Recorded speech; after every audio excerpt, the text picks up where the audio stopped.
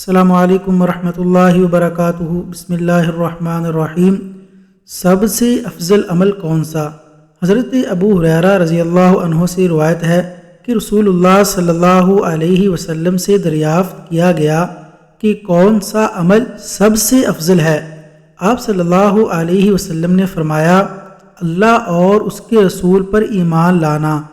کہا گیا، اس کے بعد کون سا؟ آپ صلی اللہ علیہ وسلم نے فرمایا کہ اللہ کی راہ میں جہاد کرنا۔ کہا گیا، پھر کیا ہے؟ آپ صلی اللہ علیہ وسلم نے فرمایا، حج مبرور۔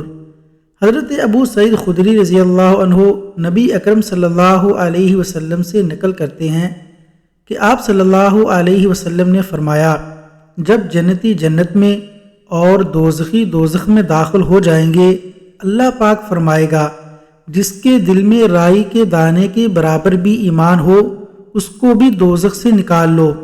تب ایسے لوگ دوزخ سے نکال لیے جائیں گے اور وہ جل کر کوئلے کی طرح سیاہ ہو چکے ہوں گے، پھر زندگی کی نہر میں یا بارش کے پانی میں ڈالے جائیں گے۔ اس وقت وہ دانے کی طرح اگ آئیں گے، جس طرح ندی کے کنارے دانے اگ آتے ہیں۔ کیا تم نے نہیں دیکھا کہ دانہ زردی مائل پیچ در پیچ نکلتا ہے؟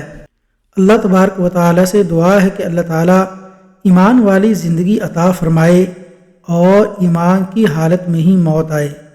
آمین یا رب العالمین۔